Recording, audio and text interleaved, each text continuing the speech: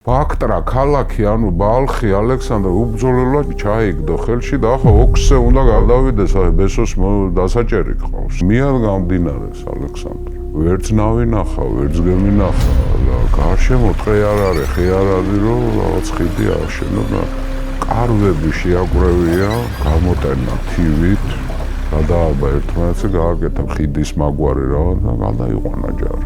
ნებდება ეს შვიდივე ქალაქი ალექსანდრეს. ამოაგზავნე ჯარი მარაყანდისკენ და ჩვენ ბესოს გათოფილს ჩაგახვედრებთ. ჩაგაბარებთ. ჩაგახუტებთ გინდოდა გითხოვდა. გათოფილს და ჩაგახუტებთ. კარგი. ჯერ ინდოეთი. და ინდოეთის მერე კოლხეთი. ორაკული, თქვათ ასე, ხო? ალექსანდრე მომკითხავა რომ რო გადახვიდეო შენ ჯანმრთელობასო თან ეს ფეხშია დაჭრილი კიროგოლესთან არა უნდა გადავიდეო მირჩევნია გავრისკო ვიდრე დამცინო ალექსანდრე შეხვდა გაშიშვლეულ პორკილ დადეულ ბესოს რომ მივიდა ალექსანდრე გითხრა რატომ უღალატე დარიოს სხვადასხვა ვარიაციებს გვიყვებიან ბესოსის დასჯაზე, ოღონდ ყველგან კლავენ ბესოს. ეს ბოლო ვერსია გვეუბნება, რომ ორი ხე მიწიეს ერთმანეთთან, შუაში ჩააბეს ეს ბესოსის საზღვარი და მერე გაუშვეს ეს ხერი და გახლიჩეს შუაში. ყველაზე უმტკივნეულოდ მაგ შემთხვევაში მომკვდარა. ციბრუდივით გიგვატრიალდა თავდაგვეხვა, მაგრამ ეს მეტყველებს ალექსანდრეს საოცარ თვისებებს. თავბრუდ დაგვეხვა სულ ყველას ჩემი ჩათვლით. გადაცემის პარტნიორია Coca-Cola. მოგზაურობა წარსულში ბრუნდება დროების YouTube მაყურებლებს, მსმენელებს, მოგესალმებით ყველას. ისტორიკოს გუბას სანიკიძესთან, ჩვენს მეგზურთან ერთად. ამ ეტაპზე ჩვენ ალექსანდრე მაკედონელის ლაშქრობების ძალიან საინტერესო ეტაპს მივადექით.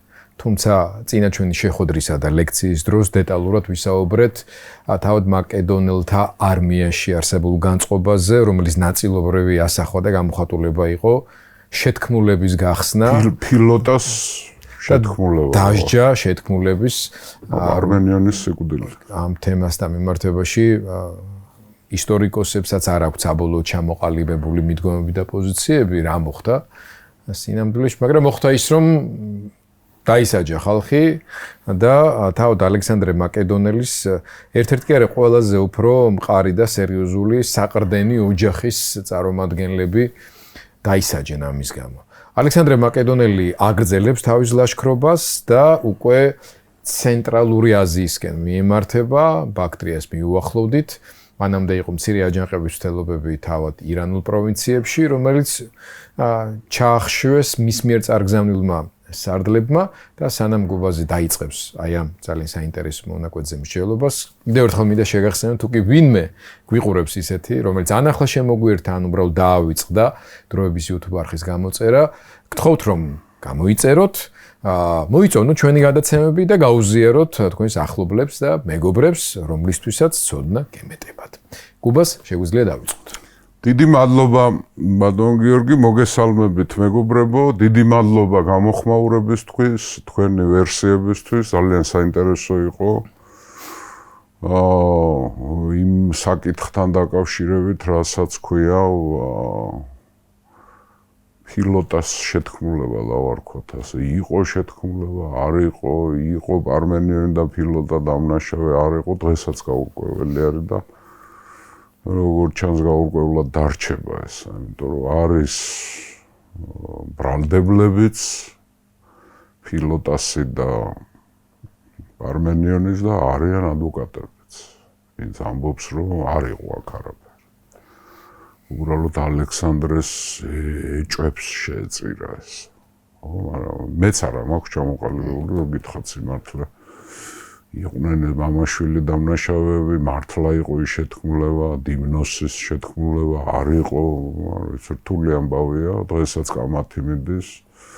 სხვათა შორის დიდი და ავტორიტეტული ისტორიკოსები აგერ უკვე 200 წელი ერთმანეთს ეკამათებიან. მართლა იყო თუ არა. უბრუნდეთ ახლა ჩვენს მდგომარეობას. დაახლოებით თანამედროვე ავღანეთის ტერიტორიაზე ვარ დაბანაკებული. უკვე ქალბატონებო და ბატონებო, აი შედარებით ლურჯია ხო ეს ფერი? კი. ხო, აი ავღანისტანი აწერია თანამედროვე ავღანისტანი, თანამედროვე პაკისტანი, ხო? მაგრამ შავი ასოებით აწერია იმდროინდელი სატრაპიები, მაგალითად არახოსია, დრანგიანა, არია, ხო, ბაქტრია, სოგდიანა, მარგიანა, გედროსია, პართია, მიდია, ну პერსი და არ აწერია, მაგრამ აგერ არის კარმანია და ასე შემდეგ და ასე შემდეგ. ახლა შედარებით ოპტიმალური რუკარი, ერთადერთი რაც როგორც ჩანს მექანიკური შეცდომაა, რასაც მე ხანდახან უშვებ კიდევაც ახლა. მეც რამოდენიმე შეცდომა მაქვს მექანიკური დაშვებული, მაგალითად ერთ-ერთ წინა ლექციის დროს ვთქვი, რომ არტაბას ყავდა მემნონისა და უნდა მეთქვა მემნონისა და მენტორის დააცოლათ, მაგრამ მაშინალურად თქვი რომ ქალიშვილი ყავდა ცოლად, ხო, შეცდომები არის. მაგრამ მექანიკური მერწმუნეთ. აი აქაც მექანიკური შეცდომა აქ 325 წელი აწერია, არა და უნდა ეწერო 329 წელი. 325-ში ინდოეთში ალექსანდრე, ამიტომ აქაც და აქაც ვერ იქნებოდა გამორიცხული. მაგრამ არა უშავს, ხო. ესე იგი ჩვენ რო გადავაბათ წინა ჩვენს მოგზაურობას, ახლა ჩვენ ბოლო თავი ჩვენი წინა მოგზაურობისა იყო, როცა ალექსანდრემ დაარსა ქაბული, დინარე ქაბულის ხეობაში დაარსა ახალი ქალაქი ალექსანდრია კავკასიანა.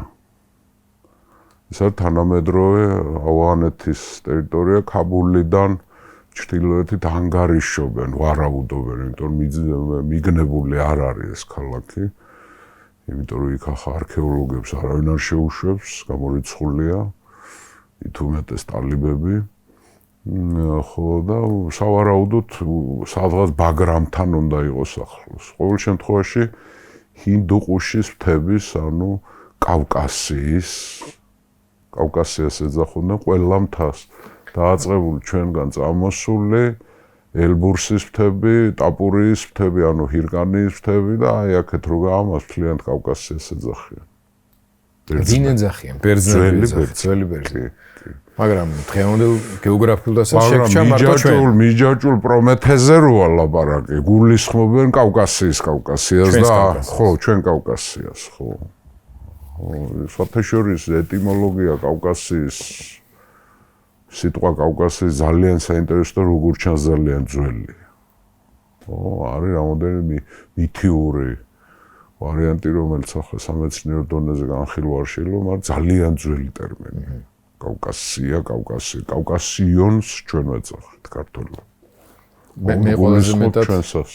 მე ყველაზე მეტად მომწონს ის ვერსია ქართლის ხოვრებიდან თარგამოსის შვილი რო არის. არა, ყველანი თარგამოს შვილები ვართ, მაგრამ ნუ ეს ახლა ძალიან გვიანდელია და საკმაოდ კუბას კიდევ რა მინდა რომ დაამაგერებელი. ამ ხელა ისტორია, რასაც ახლა მოუყვებით და ყვებით, ჯერ მოსაყოლად რა არის და ანუ გამოდის რომ ლაშქრობის დაწყებიდან 5 წლის თავზე არის კაც დაიძრა. კი. მაკედონიიდან და ავღანეთში არის ინდოეთის საზღვართან 5 წლის განმავლობაში დაიპყრო მთელი. გაატარებს ამ მაკედონიაში. სირიაზია, ირანი თავად და ცენტრალურ აზიას მიედგა. თან ამ 5 წლიდან 7 თვე ტიროში იყო. ეგვიპტე. 1 თვე აქ იყო. ეგვიპტეში იყო ზამთარი კიდევ, 1 თვე იყო ბაბილონში, აქ მთელი 4 თვე იყო პერსიდაში. ხო, მაგრამ ფაქტობრივად გაუჩერებად მოძრაობს. ნუ არ ჩერდებიან. არ აჩერებს ამის აი გიორგი მართლა გეუბნები, ახლა მე ისტორიკოსი ვარ და ისტორიის მოყვარული და ბევრია ისტორიის მოყვარული და ბევრი პერსონები გაგვიგია, აი დაუდგრომელი ადამიანები, ხო, რო არ ჩერდებიან რა. ბევრი ვიცით ასეთი, ახლა ნაპოლეონი იყო ასეთი, კეისარი იყო ასეთი, არ ჩერდებოდნენ. აი ესეთი არავინ არ არის. ინდოეთში, როცა ის მივიდა, ინდოეთში რო ფეხი ჩადგა, მისგან 17-18 საუკუნის მერე ჩავლენ ევროპელები იქ. პორტუგალიელები როცა აღმოაჩენენ მას გზას აფრიკის წრის დასარტყამად და მე აქ ჩვენ ვლაპარაკობთ რომ ძალიან უცნაურ ამბავზე გვექნება ჩვენ მე როცა დიადოხოსებზე ანუ მემკვიდრეებზე გვექნება ლაპარაკი აი აქ ცენტრალურ აზიის ტერიტორიაში შეიქმნება ეგრეთ წოდებული ბერძნულ ბაქტრიული სახელმწიფო გესმის სადაც ბუდიზმიც იქნება მერე გავრცელებული და ბერძნული კულტები და მერე საერთოდ კუშანების ტომი, ირანული ტომი შემოიჭრება და მერე კუშანების იმპერია შეიქმნება. აი არავის არ გაუგია ხო კუშანების იმპერია, კანიშკა ყავდათ ასეთი მეფე, ფანტასტიკური მეფე ყავდათ იმ კუშანებს. ხო? აი გრანდიოზული იმპერია, ძალიან მაღალ კულტურული იმპერია, სადაც ბერძნულის ირანულის და ინდურის სინთეზი მოხდება. ეს განსაკუთრებით კონტრასტული და რთულად წარმოსადგენია ავღანეთის ბოლო საუკუნეების და დღევანდელი მდგომარეობის. აი დღეს ეს წარმოუდგენელია. ხო? აი დღეს რასაც ვერ ახერხებს ეგრეთ წოდებული ჭყალებს წინ წასული და მარად პროგრესირებადი კაცობრიობა. ამა განახორციელა. მერე მის მემკვიდრეები განახორციელა. ანუ იმის ლაპარაკი რომ ადამიანი ვითარდება და ტექნოლოგიების ისიც არ ვიცით ახლა ეს ტექნოლოგიები განვითარდა თუ არა. ისეთ რაღაცებს აშენებდნენ დღეს ადამიანები იმას ვერ ააშენებენ. აი პირამიდები, ბაალბეკი, ჩინეთის კედელი, მერე სასწაულები, ქალაქების შენებლობა, ახლა ალექსანდრეს სიკვდილის მე ჯერ მის დროს რამდენ აი და ნახეთ რამდენ ქალაქს არსებობს, ხო? მარტო ალექსანდრია რამდენს მარტო ალექსანდრია არიანა ალექსანდრია პროფთაზია ჰერათი არიანა ხო ალექსანდრია ეს არახოსიანა ალექსანდრია ღაზნი რომელიც არის მე ხო ალექსანდრია კავკასიანა ალექსანდრია ოქსიანა ანუ ეს ბაქტრიანა ალექსანდრია ეს ხატა ნიშნავს უკიდურესი, შორეული, იმისიკეთ რო აღარ არის. სხვათა შორის ბერძნებს ჰქონდათ, არა, მერე ინდოეთში და ამბებში და ეს ცალკე აგერ არის, აი კიდე. აშუ ალექსანდრია. ნიკოპოლისებს არსებს, რა ვიცი. ალექსანდრია კავკასიიდან წინაზე კი ახსენით, მაგრამ დღევანდელი ქაბულის ოდნავ ჩრდილოეთით უნდა იყოს ჰინდუყუშის ძირში. ხო. დიდი კავკასიის ძირში, ხო? აი აგერ შენს უკან გამოსახულია როგორ გადადიან მაკედონელები ჰინდუყუშს. ზამთარში. ხო და აი ასეთი დაუდგრომელი, გაუჩერებელი, წარმოუდგენელი არაადამიანური ენერგიის მქონე. ისე პოლიბიოსა აქვს მე მგონი ნათქვამი. თუ შეიძლება უცდებოდა, შეიძლება არა, მაგრამ ადამიანის გონებაზე ადამიანის გონებისთვის მიუღწეველი გონება ქონდა ალექსანდრეზე. ხოდა აი რა მისი იდეები, იდეალები, ხო აი ძალით ქმნის ახალს, სამხედრო ძალით ქმნის. მაკედონური მახვილი და ბერძნული კულტურა, მისი იარაღი არის. რასაც მე თქვენ წარმოიდგინეთ 18-19 საუკუნეების მე-20-ში კოლონიალური იმპერიები რასაც იყენებენ მე თავის ზოგან წარმატებით, ზოგან წარუმატებლად. ხო, ეს ამის მოგონილია ყველაფერი. ხო და აი მივადექით ახლა ჩვენ აი ალექსანდრია კავკასიანა ხო. აგერ არის და აი ამის გადაღმა, აი ეს გზა, ეს არის ჰინდუყუში, უზარმაზარი მთის მასივი, რომელიც მე უერთდება მას ჰიმალაებს. ეს ყველაფერი კავკასია. კავკასიონი.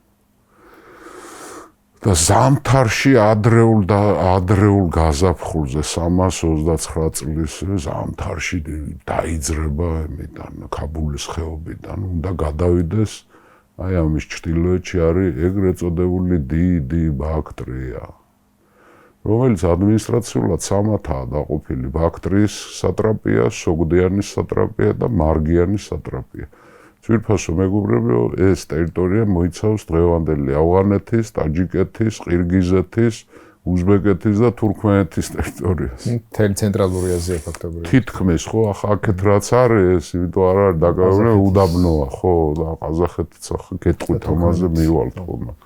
14 დღე დაჭირდა ჰინდუყუშზე გადასვლა, უმძიმეს ვითარებაში გადაიარეს ჰინდუყუში და ჩავიდნენ პირველი ქალაქი, პირველი ბაქტრიული ქალაქი არის დრაფსაკა, აწერე, კუნდუზზე. თანამედროვე კუნდუზი, ძველი ბაქტრიული ქალაქია. ალექსანდრე ელოდება, რომ ბესოსი წინააღმდეგობას გაუწევს, მაგრამ არავინ არ დახვდა ამ დრაფსაკაში. და ახლა ცოტა ხანი უნდა გავჩერდეთ, იმიტომ რომ ამ დიდ ბაქტრიაზე, ანუ ამ სამ სატრაპიაზე უნდა ვისაუბროთ ძვირფასო მეგობრებო. აქ არის ვიმეორებ ბაქტრია, სოგდიანა და დრანგიანა რა. აი ეს ტერიტორია. ცენტრალური აზია. ეს არის აღმოსავლეთ ირანი. ჩვენ მქონდა საუბარი, რომ ერთ ირანული მოდგმის ხალხები და ტომები ბევრი იყო, მაგრამ ჩვენ ვიცით, მაინც ყველაზე ძლიერები იყვნენ სპარსელები, მიდიელები, ბაქტრიელები, დიდი ბაქტრია რასაც ქვია და მერე მოგვიანებით პართელები, ანუ დახები. აი ეს არის ირანი პოლიტიკურად ამ 4 ხალხმა შექმნა. შეეხება ამ ბაქტრიას, არის სავარაუდოდ, რომ ზარატუშტრა იყო ბაქტრიელი.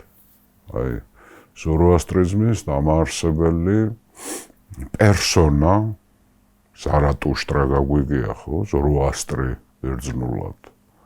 ზარდოშტ, როგორც სპარსელები ეძახიან. ანუ მაზდეიანობის ეგრეთ წოდებული ცეცხლთაყვანის მცემლობა ცოტა არაკორექტული ტერმინია, მაგრამ ნუ დამკვიდრებული ახლა ცეცხლს ცემდნენ პატივს, მაგრამ ცეცხლი არ იყო მათი ის არა ქვია. ღვთაება არის ახურამაზდა, რომლის სიმბოლო არის ცეცხლი, ხო, მაგრამ აი ეს დიდი რელიგია, დიდი ნაკადი რელიგიის, რასაც სპარსული ძველი ირანული რელიგია ქვია, ზოროასტრიზმია.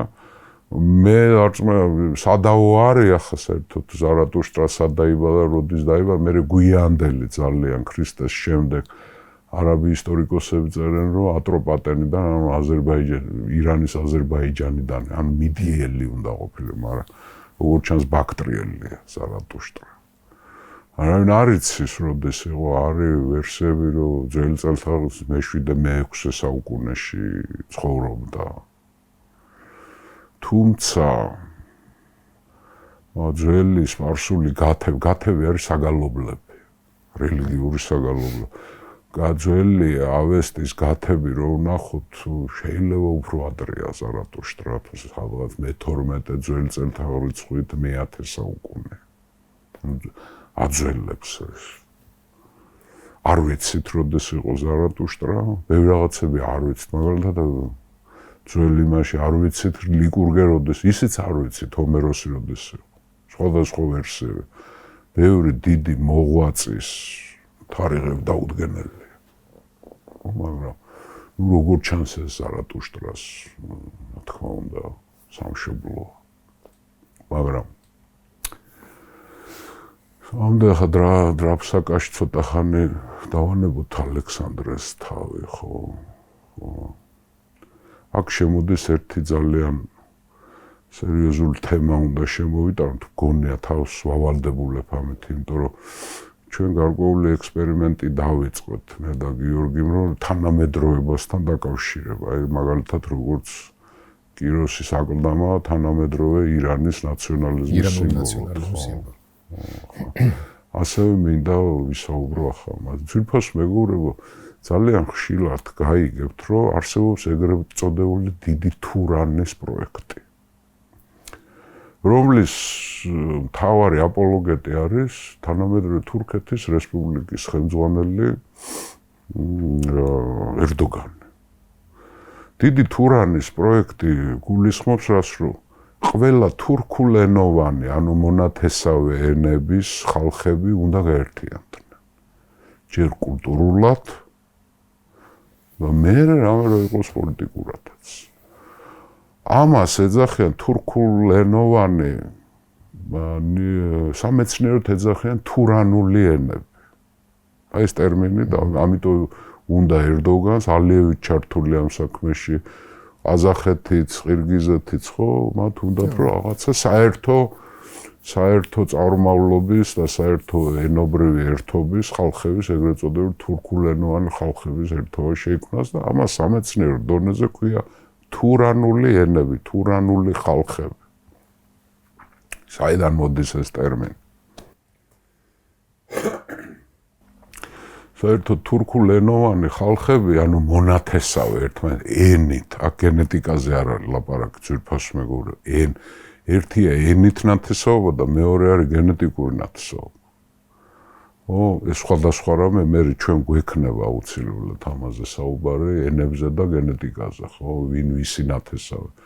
ენობრივი ნათესაობა თურქების, აი გეტყვით ახლა ვინც არიან ცნობილი ხალხები, ესენი არიან თურქები, აზერბაიჯანელები, ირანის აზერბაიჯანელები, თურქმენები, ყირგიზები, ყაზახები, ტაჯიკები არა, ტაჯიკები ირანული მოდგმის ხალხი არიან. მერე ესენი არიან იაკუტები, თათრები ვოლგაზე, გაგაუზები, ქრისტიანი თურქები მოლდოვაში, კიდევ ვინ არ თანამედროვე არ გამომრჩეს. უზბეკები ახსენე. უზბეკები, მთავარი რაც შუა აზიაში ყველაზე მეტი ეგენია. ესენი არიან მონათესავენი ენით. და ამ ნათესაურ ოჯახს ქვია თურანული ენები. ახლა ეს ტერმინი საიდან მოდის ხო? ჩინეთში იუგურებიც, ხო? უიგურებიც. უიგურები. რა თქმა უნდა. უფრო პროტონათესაობას ეს თურქული მოდგმის ენები აფიქსი უფრო სიღრმეში და ძველ დროში რო გადავიდა, არ არის გამორიცხული, რომ მონღოლური ენების მონათესავებიც არიან და საერთოდ მათი წინარე სამშობლო უნდა იყოს ალთაის მთები. იქეთ აღმოსავლეთით ვინც წავიდა ალთაიდან მონღოლური მოდგმის ხალხები არიან და დასავლეთით ვინც წამოვიდა თურქული, ანუ თურანული მოდგმის ხალხები არიან, ხო? ესენი ეს თურანული მოდგმის ხალხები თავისი ბუნებით არიან მომთაბარეები. ამაყობენ ამეთი ხოთაშორის. მე ისიც მინდა გითხრათ ძვირფას მეგობრებო, რომ თურქული ენის მატარებელ ხალხებში ტერმინი და მცნება სამშობლო, ხო, ძალიან მნიშვნელოვანი თემაა. ქართველებისთვის სამშობლო ყველაფერია. ხო. ტერმინი სამშობლო მათ არ აქვთ, არაბულიდან აქვთ ნასესხები ტერმინი ვატანი. ვატანი.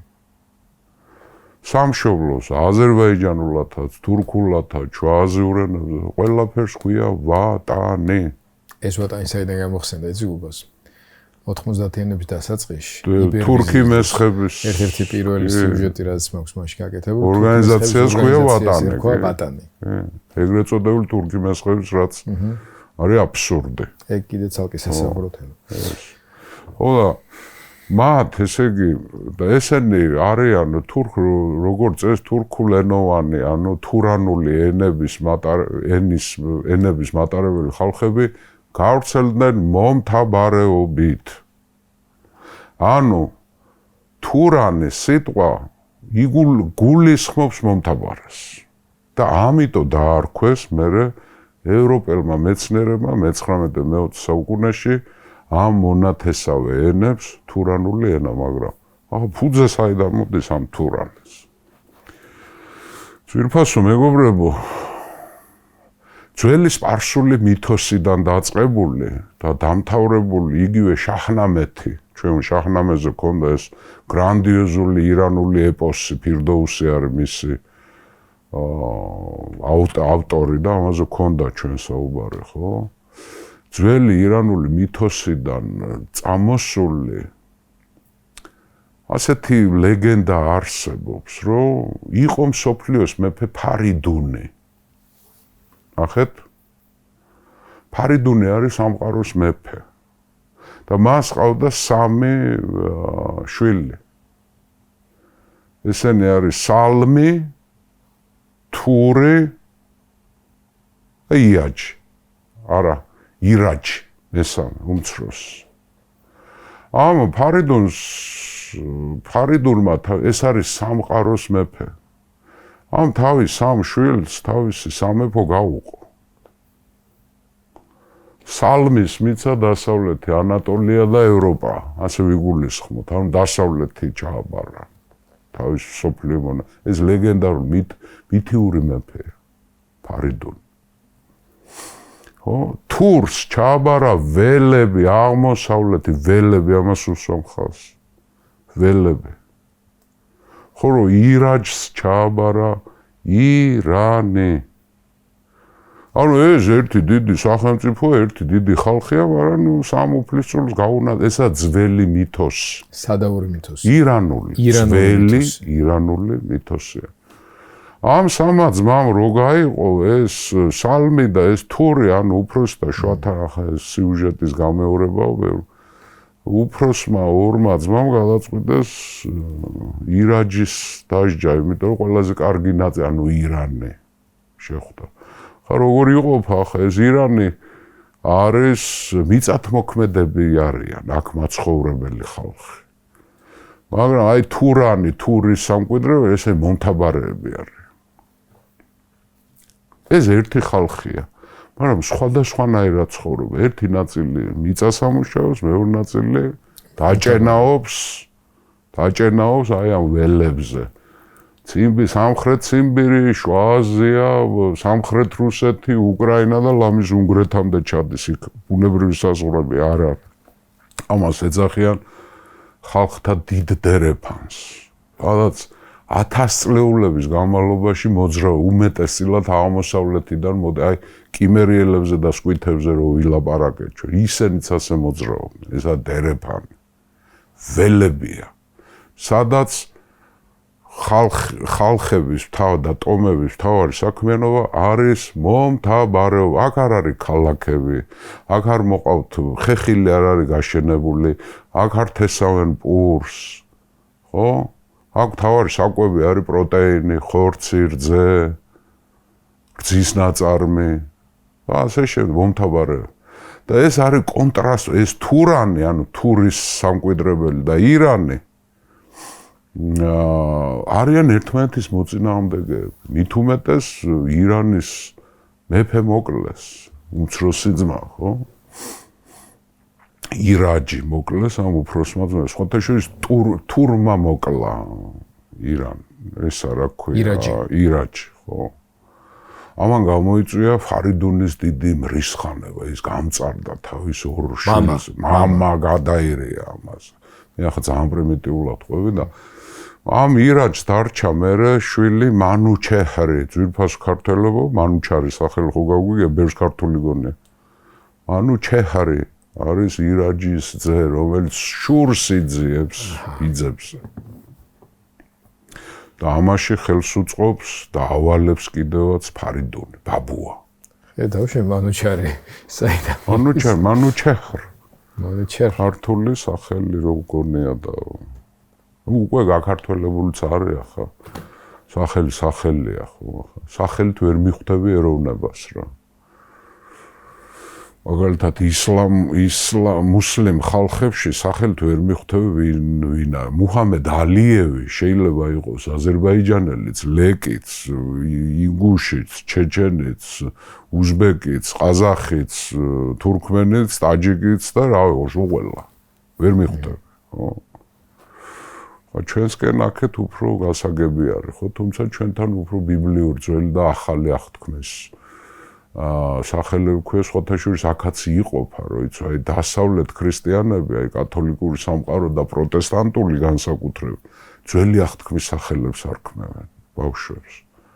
ჩვენ უფრო ახალი აბრაამი, ისააკი და ასე ჩვენ აღმოსავლეთ ქრისტიანები ახალი აღთქმის სახელებს და ძველი ბერძნული კულტურის. რა თქმა უნდა.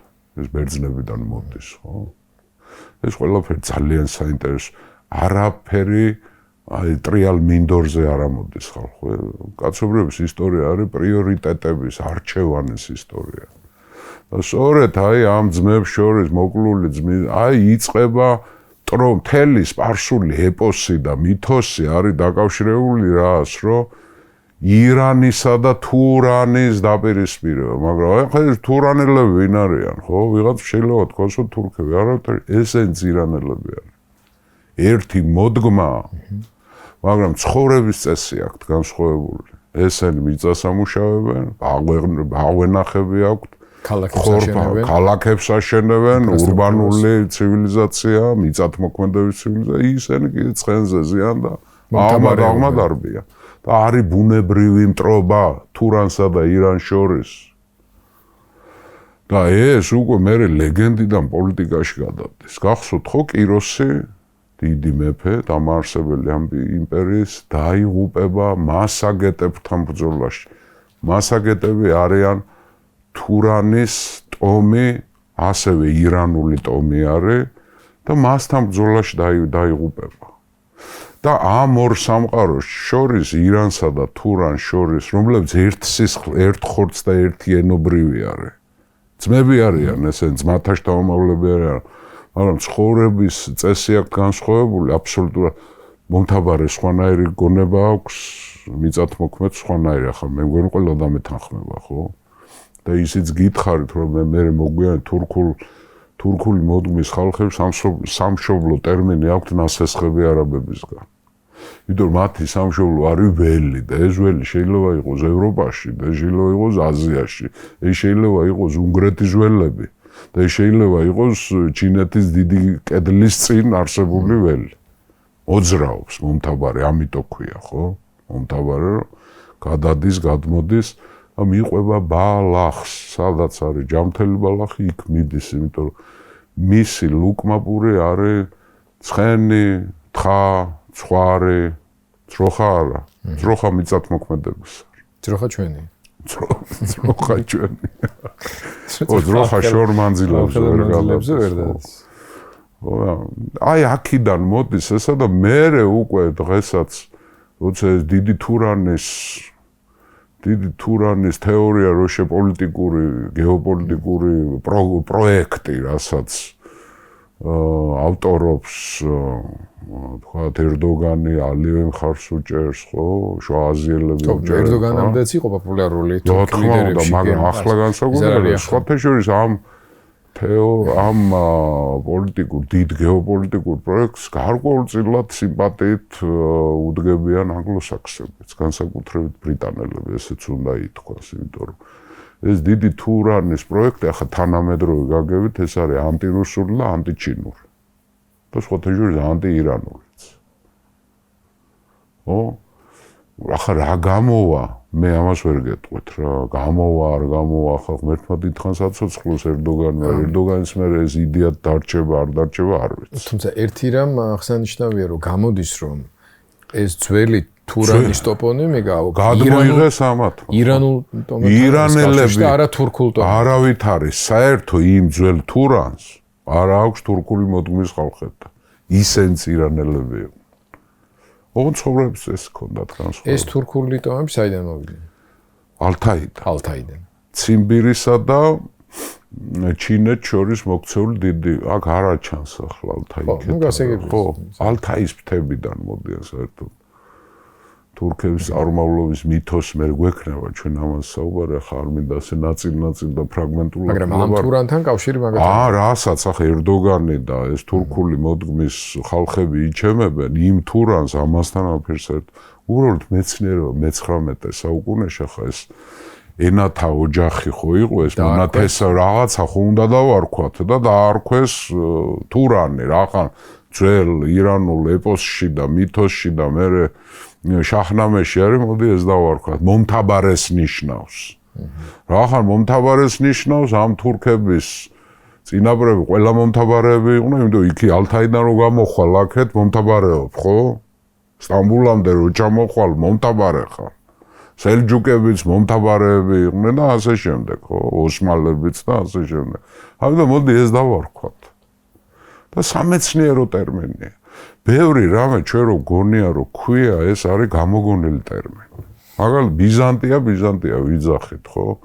ბიზანტიელები თავის თავს არ ეძახოდნენ ბიზანტიელებს, ისინი ეძახოდნენ რომეები. ან რომაელები ვარ. მაგრამ რატომღაც ბერძნულად ლაპარაკობდნენ. ლათინური არ იცოდნენ. ხო? ჩვენ მაგალითად ბერძნებს ვეძახოდით ბიზანტია ქართულ წყაროებში, ბიზანტიის იმპერატორს ვეძახით ბერძნების კეისარი, ბერძენთა კეისარი. აი სომხები რომაელებს ეძახიან. და როცა ასე ბევრნაირად გეძახია, მე რაღაცებს მეცნიერები თანხმდებიან და მე გადაწყდა რომ მოდი ამას ბიზანტია დავარქვა და მე ბიზანტიელი ვარ, ამ ასეთ კაცს ვერ შეხვდებოდი ვერს. ისევე ეს თურქული, ანუ ტერმინი თურქული, როცა ალექსანდრე შევიდა დრაფსაკაში აქ დიდი მტრობა არის უკვე ველის მომთაბარე ირანულ ხალხებთან, მასაგეტებთან, საკებთან, სკვითებთან, მერე კუშანებთან, ისკიმერიელები სხვათა შორის ასე იყვნენ მომთაბარე ირანულ, ანუ ამ სივრცეს თურანი ქვია და ეს ირან თურანის დაპირისპირება უკვე რამოდენიმე ასეულ წელს მოიცავს. შეიძლება 1000 წელიც მიდის ეს დაპირისპირება და კიროსიც ამას შეეწირა, იმიტომ რომ ეს მტრობა მომთაბარეებსა და მიწათმოქმედებს შორის მარტო აქ არ დაწყებულა გიორგი. ყოველთვის მტრობა, მომთაბარე ყოველთვის. ახლა მიწათმოქმედი უფრო მდიდარია ყოველთვის. ხელოსნება ვითარდება, მეცნიერება ვითარდება, ქალაქები შენდება, ვაჭრობა შენდება. ხო და მომთაბარე არის, ნუ უნდა მოვიდეს წაღლიტოს რა. ასეა ეს, ახლა ვინმეს ეწყინება, არ ეწყინება ახლა. და კულტურულად ყოველთვის მიწათმოქმედი და ადგილობრივი მოსახლეობა გაცილებთ უფრო მაღალია ვიდრე მომთაბარეები. ეს ახლა არავის არ უკვირს ახლა, ხო? ამიტომ ეს მტრობა შეუთავსებლოა, მოდის ჯერ კიდევ მითოსიდან, ავესტიდანაც და ეს არის მტრობა დიდი ხნის ირანისა და თურანის და აი ზუსტად ეს ბაქტრიას, დიდ ბაქტრიას, რასაც ვეძახით, ეს არის ირანის, ანუ მიწათმოქმედი ირანელების ციხესიმაგრე თურანის წინააღმდეგ. და ეგრეთ წოდებული დიდი ბაქტრია, რასაც ეძახოდნენ ძველი სპარსელებიც და ბერძნები. აი ეს არის სამი სატრაპია, ბაქტრია, სოგდიანა და მარგიანა. ეს არის განსაკუთრებული სტატუსის მქონე აქემენიდების იმპერიაში. იმიტომ რომ კეტავენ უზარმაზარ ეს ამას დავარქვათ მონაპირე საერისთავოები საქართველოშიც იყო. მონაპირე ნიშნავს შენ გადაღმა უკვე რომ მტერი არის, შენ განსაკუთრებული უფლებები გაქვს. გერმანიაში, ევროპაში ჩვენ ვიცით კურფიურსტები ქვიათ. კურფიურსტები იყვნენ ის თავადები, რომლებიც წმინდა რომის იმპერიის, გერმანელი ხალხის წმინდა რომის იმპერიის საზღვრებზე ცხოვრობდნენ. ამიტომ მოსაზღვრე მონაპირე ფეოდალს, სატრაპიას, საქართველოშიც, ირანშიც და ევროპაშიც განსაკუთრებული სტატუსები ჰქონდა. იმიტომ რომ ბაქტრიას, სოგდიანას და მარგიანას ევალებათ თურანის მოგერიება, მასაკეტების, სკვითების, დახების, მერე მოგვიანებით კუშანების და ასე შემდეგ. ამიტომ ისინი უფრო დიდი რისკის ქვეშ არიან და ამიტომ მეტ პრივილეგიებს იმსახურებენ ცენტრიდან. რა თქმა უნდა, ხო. სხვათა შორის მე ისინი გადმოანგრევენ ამას, ის თურანის ირანელები გადმოანგრევენ ამას და შემოიჭრებიან და მე აი მაგალითად არეა რო არის, არეა ძველი, სადაც ჰერათი დაარსა მე მანამდე ალექსანდრემ, ხო? ამას თანამედროვე ირანში ქვია სისტანის პროვინცია. სისტანი, საიდან საკასტანი. საკებიც ასევე თურანული მოდგმის ხალხი იყო და ისინი გადმოანგრევენ სამხრეთამდე ჩამოვლენ. აი აქ გედროსია ხო აწერია, ის გედროსია არის თანამედროვე ბელუჯები, ახლა ირანში რო ვიცით სეპარატისტებია. ეს ბელუჯები არიან იმათი შთამომავლები. საკების. მაინც განსხვავებული. რა თქმა, მე დასახლდნენ ადგილზე, ხო მე როცა მომთაბარეები შემოდიან, მე ადგილობრივი მოსახლეობა რახან კულტურულად უფრო წინ არ წასული, იმათ ცხოვრების წესს იღებენ რა. აი თურქებიც ხო მოვიდნენ ალთაიდან, დღეს რა ვიცი, სოფლის მეურნეობას და ყველაფერიც მათია. აფერში უკან არ იხევენ, იმიტომ მე გადმოდიან, მაგრამ ენას ტოვებენ, იმიტომ გაბატონება თურქულ ენას აქვს ეს თვისე ბატონდება იქ რა. და მე ყველა ადგილობრივი მოსახლეობაც ირჩევს ამას რა, თორე ახლა ენობრივად უზბეკები და თურქები მონათესავები არიან, ლამის ესმით ერთმანეთს, ხო, მაგრამ ახლა გარეგნულად, ანთროპოლოგიურად ახლა სად უზბეკი, სად თურქი, ხო? თურქი უფრო ქართველს და ბალკანელს აგავს, ვიდრე შუაზელ, თქვათ, მონღოლიდურ რასის წარმომადგენელს. ნუ ენაა მათთვის მთავარი. და სწორედ ეს ბაქტრი არის განსაკუთრებული, ჩვენ შეგვიძლია ვთქვათ, რომ ეს დიდი ბაქტრია სარგებლობს აქემენიდების იმპერიაში ავტონომიითაც. და აქ არის როგორც ბევრი ქალაქი, ასევე ბევრი ციხესიმაგრეები არის, რომ ისინი მოიგერიონ. და ეს ციხესიმაგრეები, მაგალითად, აი ჩრდილოეთში იყო 7 ქალაქის სისტემა, ანუ 7 ციხესიმაგრე, ეს კიროსის აშენებული, ერთ-ერთი კიროპოლისი ქვია საერთოდ. აქ ძვირფას მეგობრებო არის მეორდება მესოპოტამიის თემა, ორი მდინარე ხო, ტიგროსი და ეფრატი. აქაც დიდი ორი მდინარეა. ეს არის ამუდარია, სირდარია ჩრდილოეთ, რომელსაც არ აწერია. ხო? ამუდარიას ეძახიან ოქსი. აი ბერძნები ეძახიან ოქსი, მდინარე ოქსი. ხოლო სირდარიას ეძახიან იაქსართი.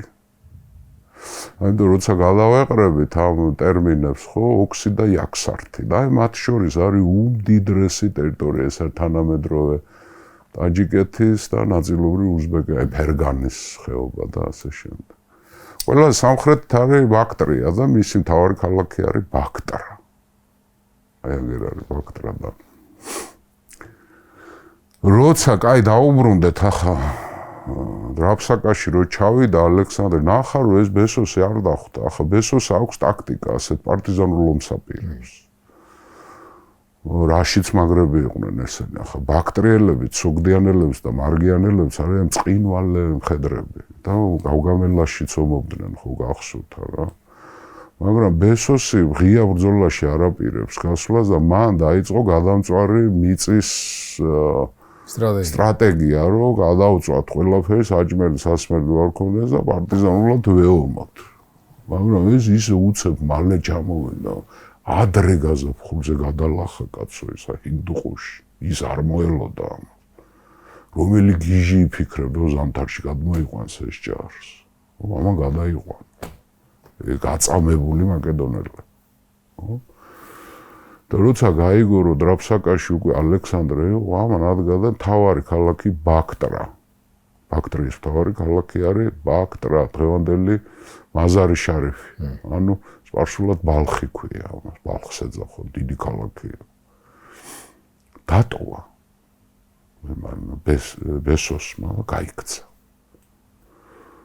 ამ ჯერშიში მოულოდნელობა ყოველთვის შიში არის და ბაქტრა დატოვა და მთლიანად ბაქტრიის სატრაპია დატოვა და გაიქცა სოგდიანაში ჩრდილოეთით არსებულ სატრაპიაში.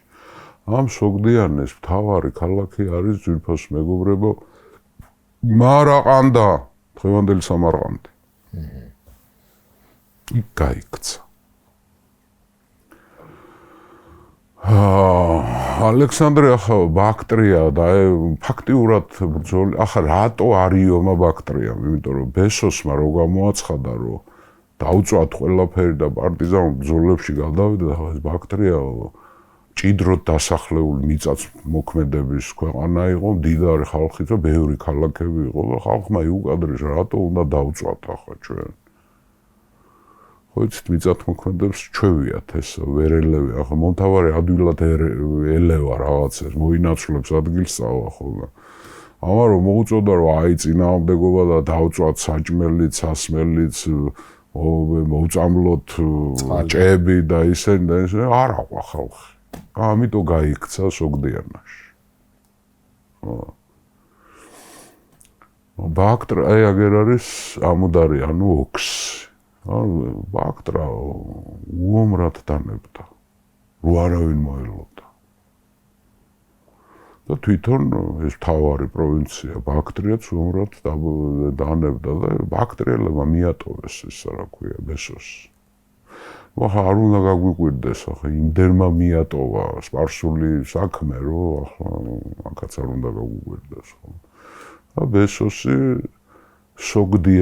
სოგდიელებთან და სკვითებთან ერთად გადავიდა მდინარე ოქსზე, ანუ ამიდარიაზე, აი აგერ გადი. აქ გადიოდა საზღვარი სოგდიანასა და ბაქტრიას შორის. აქეთ არის მარგიანი. საინტერესო რა არის? ალექსანდრემ და ევროპელები ამათ იცნობდნენ ამ პროვინციებს. ახლა აქეთა პროვინციებს იცნობდნენ ბერძნები, მაგრამ აქეთ თუ იცნობდნენ. საიდან?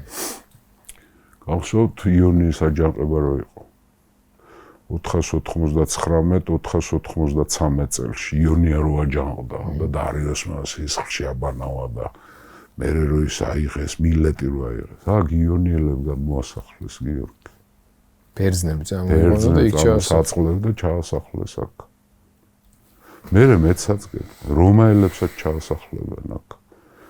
აი კარეს ბრძოლა 53 წელს წელთაღრიცხვით, როცა რომაელი სარდალი კრასუსი დამარცხდება პართიელებთან ბრძოლაში, იქ ბევრი რომაელი ჩავარდება ტყვეთ და აქეთ გადაი მარგიანაში გადმოასახლენ. ანუ მაგ ევროპული დასახლებები იყო, მაგრამ გადაჯიშებულები იყვნენ ეს ბერძნები. თუმცა ბერძნები იყვნენ.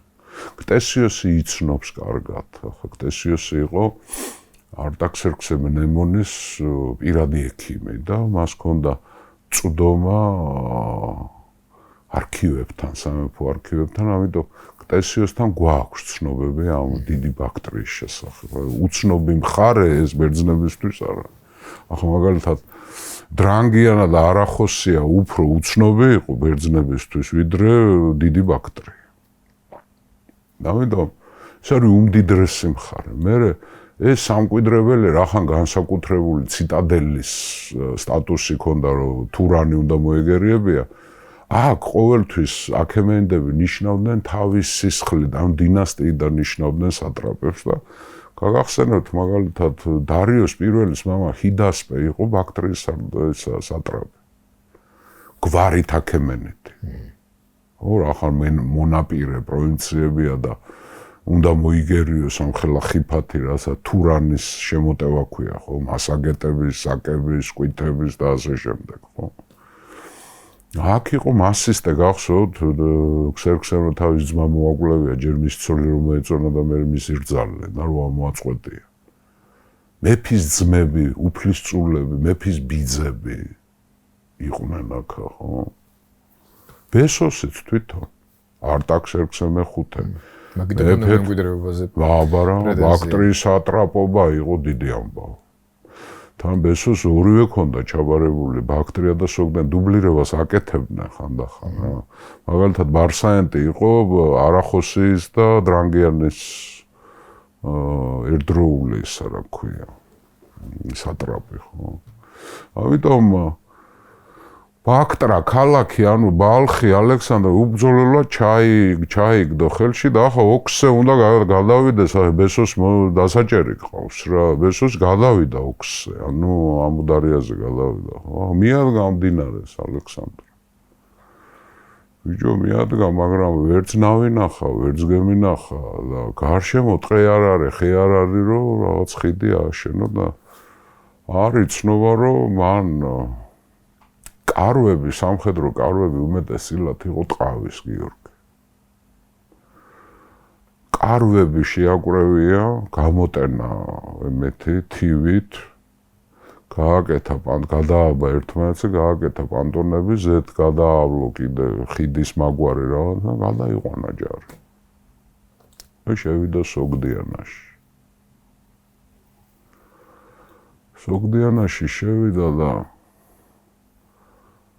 დაიძრა მიდის ჩრდილოეთისკენ.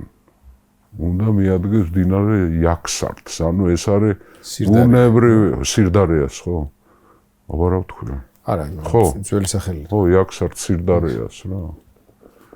ამუდარია გადალახა და ახლა მიადგა ამ ბესოს, რომელიც ბაქტრიელებმა მიატოვეს, სამაგიეროდ ერთგულობენ სოგდიანელები და მას სამი დიდი სოგდიელი დიდებული ახლავთ. ეს არის პიტამენი, ეს არის დატაფერნი და ეს არის ოქსიართი. ეს ოქსიართი დაიმახსოვრეთ. ეს ოქსიართი მერე გახდება ალექსანდრის სიმამრი, როქსანას მამა. ეს სოგდიელი დიდებულები ამ სპიტამენს მას რა ქვია ბესოს ერთგულობენ. მაგრამ ალექსანდრე წავიდა და უნდა რომ მამდე რა ქვია სირდარიამდე თქვათ ახლა მინდა ეს სირდარიამდე მივიდეს, ანუ ირანის ბოლო წერტილამდე. აქაც დიდ წინააღმდეგობას არავინ არ უწევს რა. და მივიდა სირდარიამდე, ანუ იაქსართამდე მივიდა და აქ არსებს ახალ ქალაქს. ეს ხარ ჩერდება ალექსანდრია ესხატა. ალექსანდრია ესხატა ნიშნავს უკიდურეს ბოლოს შორეულს. ამის იქეთ რო აღარ არის. ხუჯანდია თანამედროვე? ხო, ხუჯანდი ტაჯიკეთის ტერიტორიას. ისგან დასავლეთ არის მთავარი ქალაქი მარაყანდა. ახლა მარაყან, ხო. ეს მარაყანდა არსებობდა მანამდეც. ანუ ბესოსი არის გამაგრებული მარაყანდაში. ხო, მარაყანდა ძველი ქალაქი. ძველი ქალაქი. სამარყანდა ძალიან ძველი ქალაქი. და დიდებული ქალაქი. ძალიან მაინტერესებს ანახა. ხო, მარაყანდა, ხო, ეს შუაზიაში მეც არა ვარ ნამყოფი. ახლა ბუხარა, მაგერ ბუხარა მოგვიანებით არის. მარაყანდა ძველია ძალიან. ხო, ბესოსი აქ არის გამაგრებული თავის ჯარით მარაყანდაში, მაგრამ ეს გავიდა იბოლომდე. და დაარსა ეს ალექსანდრია ესხატა, ალექსანდრე. და აქ არის აი ამ იაქსართის სანაპიროზე არის ეგრეთ წოდებული 7 ქალაქეული, 7 ქალაქი. ეს არის ძველი სპარსელი იმპერატორების მიერ დაარსებული ქალაქები კი ქვიათ, მაგრამ სინამდვილეში არის ციხესიმაგრეები 7. ხო და ნებდება ეს 7-ვე ქალაქი ალექსანდრეს. უომრად გადავიდნენ ალექსანდრეს მხარეზე და ყველა ამში, მათ შორის არის კიროპოლისი, ასე ბერძნები ეძახიან, კიროსის დაარსებული. თავარი ამ 7-თაგანი არის კიროპოლისი და 7-ვე ქალაქში, ანუ ციხესიმაგრეში აყენებს გარნიზონებს გიორგი, ხო და ეს ხდება 329 წლის გვიანი გაზაფხული, როგორ მოძრაობს, ზამთარში დაიწყო და უკვე სოგდიანაში, იაქსართზე არის უკვე გასული. ხო. აქ არის დაბანაკებული და უთვლის ამ დროს მოდის ცნობა ამ სამი დიდებულის. სპიტამენის, დატაფერნის და ოქსიართის. ალექსანდრესთან მოდის მათი წარმომადგენლები და ეუბნებიან, რომ ამოაგზავნე ჯარი მარაყანდისკენ და ჩვენ ბესოს გათოკილს ჩაგახვედრებთ. ჩაგაბარებთ. ჩაგახუტებთ გინდოდა გეთქვა და გათოკილს და ჩაგახუტებთ. კარგია. ნამან 6000 კაცი ეს ქალაქს აშენებს. იმას ესხატას არცალია ჯერ ალექსანდრეს და პტოლემეს უშვებს 6000 კაცით. იმათმა შემოუთვალეს, რომ ჯარი გამოაგზავნა და ჩვენ ამას ჩაგაბარებთ. ბესოს გავთოკავთ და ჩაგახუტებთ.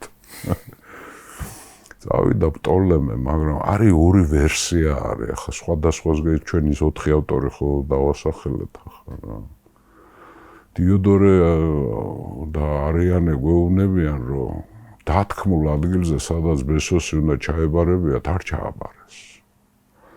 მაგრამ კურციუსი გვეუბნება, რომ თვითონ სპიტამენმა ჩააბარა ეს. ტყვეთ, ამიტომ ორი ვერსიაა, რომ ამათმა ალექსანდრე გადააგდეს, ან რაღაცა მოხდა. ანუ პტოლემე რომ მივიდა დათქმულ ადგილზე, იქ არ მოიყვანეს ბესოსი ამათმა, ამან გააგრძელა მარაყანდისკენ გზა. სადაც თვითონ ბესოსი იმალება, პტოლემე, მაგრამ ხა კურციუსი გვეუბნება, რომ კი ჩააბარეს იმათმა. თვითონ ამ შემთხვევაში ახლა ამას მნიშვნელობა არ აქვს. თავარი არის, რომ პტოლემე ახლა არიანე და დიოდორე სიცილიელი გვეუბნებიან, პტოლემე მაინც მიადგა მარაყანდას და ალყა შემოარტყა და მოსახლეობას მოთხოვა, რომ გადმომეცით ბესოს. და იმათმა გადასცეს. ბესოს საწყალი. წამოიყვანა ეს, ამან არ აიღო ჯერ ქალაქი. მოუბრუნდა თავისი ჯარით, ქალაქმა რახან ჩააბარა, ამიტომ ქალაქს ხელი არ ახლა. ხო? წამოვიდა უკან ალექსანდრესკენ მოდის მდინარე იაქსარცე, სადაც ბანაკი აქვს და ახალ ქალაქს აშენებს და პტოლემემ შემოუთვალა ალექსანდრეს. რა სახით ჩაგაბარო? ან ვიგულისხმება მოუკლა და თავი გამოგიგზავნო თუ ცოცხლად ჩაგაბარო. ალექსანდრემ შეუთვალა პტოლემეს, რომ შიშველი ჩაომიყვანე და გზიდან მარჯვენა მხარეს. გზიდან მარჯვენა მხარეს მოკლეს დარიოსი. მოკვდა დარიოსი. აჰა. ესე იგი შურის ძიების წამოვიდა ალექსანდრე, ახლა ერთმანეთს უნდა შეხვდნენ და შეხვდნენ. ისე საინტერესო ალექსანდრე შეხვდა გაშიშვლეულ ბორკილდადებულ ბესოს. რომ მივიდა ალექსანდრე გითხრა, რატომ უღალატე დარიოსს? შეკითხვა დაუსვა ალექსანდრე. იმან უთხრა, მეო არ მიღალატიაო, მეო განაჩენმა სატრაპებმა მაიძულეს. ისე სულმოკლეობა გამოავლინა ბესოსმა. ხამ საკითხში. მე ვაფეშაშია რომ იმათმა ამირჩიესო მეფეთო და ალექსანდრემ გაამათრახა და არის რამოდენიმე ვერსია, დიოდორეც, არიანეც, კურციუსიც და პლუტარქეც სხვადასხვა ვარიაციებს გვიყვებიან ბესოსის დასჯაზე, ოღონდ ყველგან კლავენ ბესოს. მაგალითად ერთი ვერსიით გვეუბნებიან, რომ ბესოსი ალექსანდრემ გაუგზავნა დარიოსის ძმას ოქსათრს.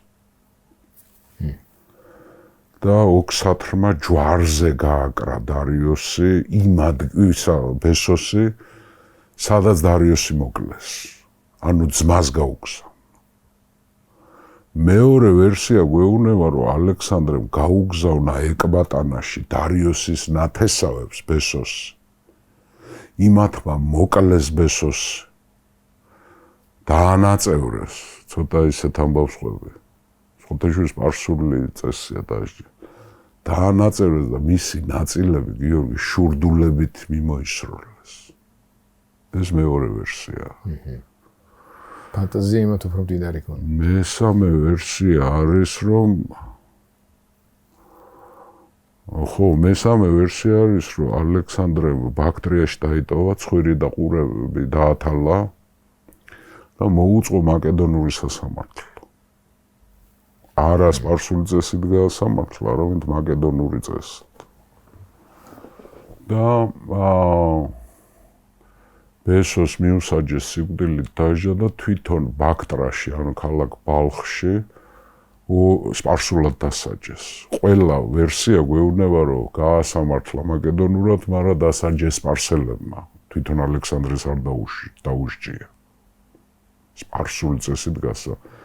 ეს ბოლო ვერსია გვეუბნება, რომ ორი ხე მიწიეს ერთმანეთთან, შუაში ჩააბეს ეს ბესოსი საზღვარი და მერე გაუშვეს ეს ხევი და გახლიჩეს შუაში. ყველაზე უმტკივნეულოდ მაგ შემთხვევაში მომკვდარა. უცბად მომკვდება? ხო, ესე იგი სამი ვერსიიდან ორში ცხვირის და ყურებს ათლიან. და რაც მთავარია, გადასცა სპარსელებს. რამოდენიმე ვარიანტით გადასცა ოჯახის წევრებს, ორი ვარიანტი გვეუბნება, რომ ძმას გადასცა. ყველა შემთხვევაში დაიჭირა. ანუ ალექსანდრემ ნახერაკნა შური იძია ალექსანდრემ. გაასამართლა მაკედონური წესთან, თავის წესით გაასამართლა, მაგრამ დაასჯევია სპარსელებს. რომ ლაპარაკი არ ყოფილიყო, რომ ალექსანდრემ დასაჯა თვითონ, არა, ნათესავებს მოუკლევია ბესოსი და დამთავრდა ნუ ახლა. ეს ნიშნავს, რომ ამ ჩრდილოეთ პროვინციებზე სრული კონტროლი აიღო. მაგრამ არ დამთავრებულა. არ დამთავრებულა. ეს ამბავი იქ. ბესოსზე მაგარი კაცი გამოჩნდება. ეს არის პიტამენი. აი სოგდიელი დიდებული. რაც ბესოსმა ვერ ქნა, ვერ ივარგა. ის პიტამენი ის. ხდება როგორ რაღაცა, ახლა ნუ ბესოსი როგორ არის შეფასებული, ახლა ორნაირად არის შეფასებული. ზოგი იძახის პატრიოტი კაცი. მაგალითად ის დროიზენი ჩემი საყვარელი ავტორი ხო. შახერმაიერი არის კიდე მეორე ავსტრიელი ფრიდ შახერმაიერი. შახერმაიერი იძახის რომ ეს სულ მოკლე კაცი, მაგრამ დროიზენი აქებს. ბესოს რო ქონდა ამ ხელ ავტორიტეტი, ესე მაგარი კაცი იყო, რომ აყვას ეს ფელის, მაგრამ ვერ ივარგა, ვერ გაუწია, ახლა ალექსანდრეს ვინ გაუწევს წინააღმდეგობას. ხო, მაგრამ ალექსანდრე შევიდა იმაში, რა ქვია, მარაყანდაში. შევიდა, ხდება, ზურგში აჯანყება იწყება სოგდიელებს. ბაქტრია მორჩილად არის, სოგდიელები აჯანყებენ, მეთაური არის სპიტამენის. სამი დიდებული ხო იყო. სპიტამენი, დატაფერნი და ოქსიარტი. სპიტამენი აჯანყდა და აჯანყდა I7 სპარსული ციხესიმაგრე. მონაპირე. კიროპოლისის თამადობით. და იქ მდგარი ალექსანდრის გარნიზონები ამოწყვიტეს. გიორგი. ხო მეგეთყვით რომ მთელი ეს ლაშქრობა ინდოეთში ექნება დიდი დანაკარგები, მაგრამ აქამდე რასაც დაკარგავს ალექსანდრე ამ აჯანყების დროს, აი ერთად აღეული ამ ლაშქრობაში არ დაუკარგა. საშინელი აჯანყება დაიწყო. და აჯანყდნენ როგორც ეს სოგდიელები, ასე ამ სპიტამენ როგორც ჩანს ავტორიტეტი ქონდა ხო ურთიერთობას ყვითებთან, საკებთან, ანუ თურანის ხალხებთან, ველის ხალხ. ისინი მოიმხრო. აი ისინი ჩამოვიდნენ და ხო აჯანყდა ახლა ალექსანდრე მობრუნდა მარაყანდიდან მობრუნდა იმ ქალაქს აშენებს ეს ხატას ხო ეს 7 ქალაქი აუჯანყდა ზურგში და მარაყანდაში გარნიზონი დგას ძლიერი მაკედონური მაგრამ სპიტამენმა ვერ აიღო ეს მარაყანდა მაგრამ ალყაში ყავს და იმ 7 ქალაქში მაკედონელები ამოწყვიტეს მათ შორის კიროპოლისშიც ალექსანდრე ახლა გადაღმა ოქსიმის გადაღმა, რა ქვია, იაქსართის გადაღმა სკვითები არიან მომდგარ. თავიდან სკვითები კარგად შეხვდნენ ალექსანდრე. დინარის გადაღმა უკვე თურანია. და გადმოღმა აშენებს ამ ეს ხატას, ეს ქალაქს და იქიდან სკვითებმა ელჩები გამოუგზავნეს, ვიმეგობროთ, ვიძმოთ. იმათ არ უნდათ რომ ეს იქეთ გადავიდეს რა ისე როგორც ამასაც შვიდობა უნდათ ახლა ველზე ვინსდევს იმათ კიროს დაიღუპა ამათთან ომში თავიდან სიამტკბილობით დაიწყეს და ალექსანდრემ თავისი რამოდენიმე ჰეტერი ელჩებად გაუშვა ამათ ბელადებთან სიღრმეში სკვითების, საკების, მასაგეტების ბელადებთან რომ სიამტკბილობა ახლა ალექსანდრეს ყველგან უნდა სტაბილური მშვიდობა ვისაც ვერ იპყრობს, იმასთან უნდა იმეგობროს რა. ეს ჰეტერები წავიდნენ მშვენიერი კარგი ურთიერთობა, მაგრამ როცა ეს აჯანყება დაიწყო და 7 ქალაქი აჯანყდა, ისე იმათმა დაიწყეს ჯარების მოგროვება გადაღმა სკვითებმა. და ამან სასწრაფოდ დაიწყო ეს ხატას კედლების გამაგრება, რომ რაღაცა რო იყოს არ გადმოვიდნენ რა. და მარაყანდა ხო ალყაში ყავს იმ სპიტამენს რა და გააგზავნა ჯარი რომ ალყა მოახსნევიოს. მაგრამ ეს ჯარი რო წავიდა მაკედონური ჯარი სპიტამენი წავიდა დასავლეთისკენ აი აგერ კიდევაც არის. მოხსნა ალყა და შევიდა დასავლეთ უდაბნო შევიდა და ეს გაგზავნილი ჯარი შეყვა ამ სპიტამენს მოუბრუნდა ის სკვითები ახლდან და ამოწყვიტა ეს მაკედონელები. სპიტამენი. ანუ კიდევ ერთი დიდი დანაკარგი. ბიჭო, სასაული ამბავია რა ხა ამ ბრძოლაში რიცხვებიცაა ცნობილი. 2300 მაკედონელი იყო და 600 იყვნენ სკვითები, სპიტამენის მხარე. ანუ უმცირესობა იყო. ამ 2300 მაკედონელიდან 340 გადარჩა მარტო. ლანჩენ დაიხო. გაუგამელაში არ ქონიათ ასეთი მსხვერპლი. სამარცხვინო ამბავი დაემართა ალექსანდრეს. ვაუ, ახლა ეს ხო ჩაუვიდა ეს ამბავი, ახლა მარაყანდა კი გადარჩა, მაგრამ ამ სპიტამენმა ამოწყვიტა მისი ჯარი და თავი ვიცა იმას უდაბნოს ავიდა თურანელებთან. გაიქცა სკვითებთან, სპიტამენი. მოუხელთებელი. ვეფერს ვერ უშვებ, ან ბესოს რაც უნდა ეწარმოებია პარტიზანული ომი, ამან აწარმოა ამ სპიტამენი. ახლა ალექსანდრეს ეს 7 ქალაქი ყავს დასაჯელი. იქ ამოწყვიტეს ის. გიორგი ეს ქალაქები როგორც ჩანს იყო სისტემა აწყობილი ციხესიმაგრეებში 3 დღეში 5 ქალაქს იბრუნებს ბრძოლით.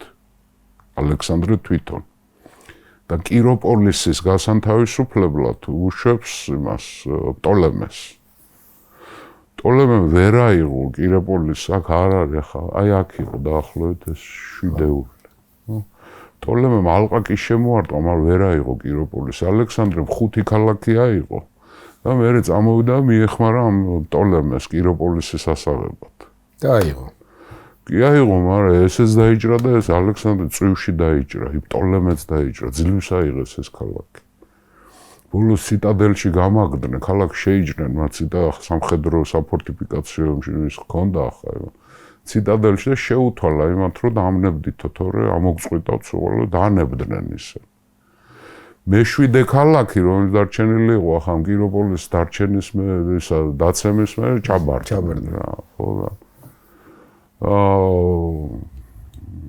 ეს მოსახლეობა ამ 7 ქალაქში ვინც დარჩა ცოცხალი, სასტიკად დასაჯა, მაგრამ ვინ ცოცხალი დარჩა მოაქუჩა სულ ყველა და ეს ხატაში ჩაასახლა.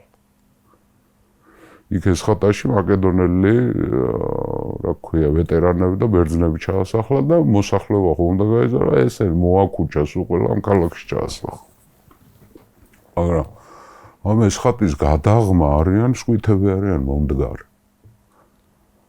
იმუქრებიან და დასცინიან კიდევაც, ახლა ესენ ქალაქს რო აშენებენ, აქეთ იქიდან დასცინიან რა. ეს ალექსანდრე უყურებს, ახლა არ ჩერდებიან ისენთან, შორიდან ესვრიან რაღაცებს, იმაშებიან, გადაწყვიტა გადასვლა იმას. დინარეს. იაქსარტს, ხო, სირდარიას.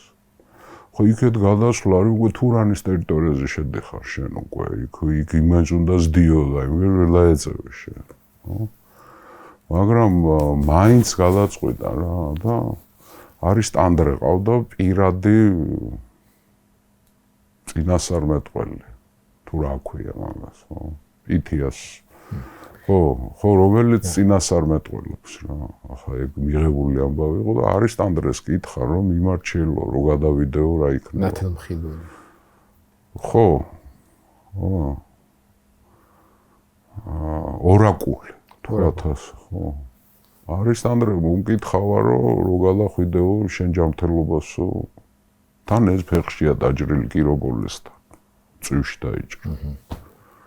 რო გადახვიდეო შეიძლება ან ძიმედ დაზიანდეო, ან შეიძლება მოკლანო, სკვითებმა არ გადახვიდე. ამან მერე კიდე გამეორებით მოთხოვა, კიდე დაკალი, მსხვერპლი და მიმარჩიელი. კიდე უთხრა იმან საფიქროა შენთვის. არის ტანდრემ და არა, უნდა გადავიდეო. მირჩევნია გავრისკო, ვიდრე დამცინო. არის ცვლილება მის ხაზე, გადავიდა ბიჭო იქეთ რა. ის სკვითების სიღრმეში ამან ზდია იქეთ, აქეთ, ვერ დაეწია იმ სკვითებს, ას დაეწეოდა ახლა ესა ხო. თან დაჭრილია, მე უდაბნოში შეყვა იმათ. ამ უდაბნოში დევნის დროს რაღაცა წყალი დალია, როგორც ჩანს, მოიწამლა, ძლივს გადარჩა. რაღაც აყროლებული წყალი დალია. რომ აბრუნდა არის ტანდრემ უთხრა ხო გეუბნა ძლივს გადარჩი რა. მაგრამ ის სკვითები ისე შეშინა არ მოელოდნენ ამათ გადასვლას იქეთ რა. ისე შეშინა მათმა ბელადმა გამოაგზავნა ელჩები ალექსანდრესთან და შემოუთვალა რომ ესო მე ვარ ყოფილვარ. ესე ვიღაცები იყვნენ, ბანდა იყო. ხო და მოდიო ვიმეგობროთ.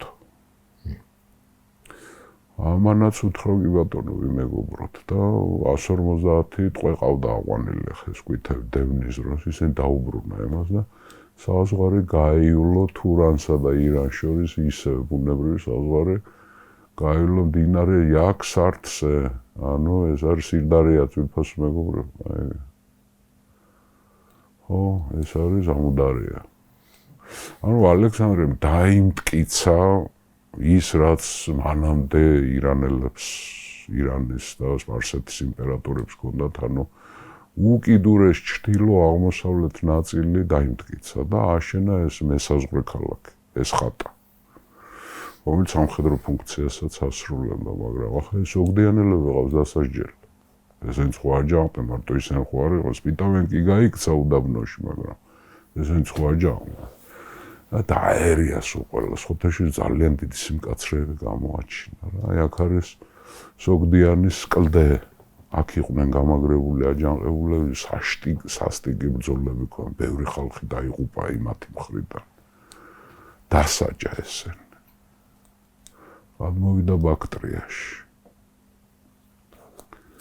გადმოვიდა ბაქტრიაში და ზარიასპა არის ასეთი ქალაქი. არაძერია.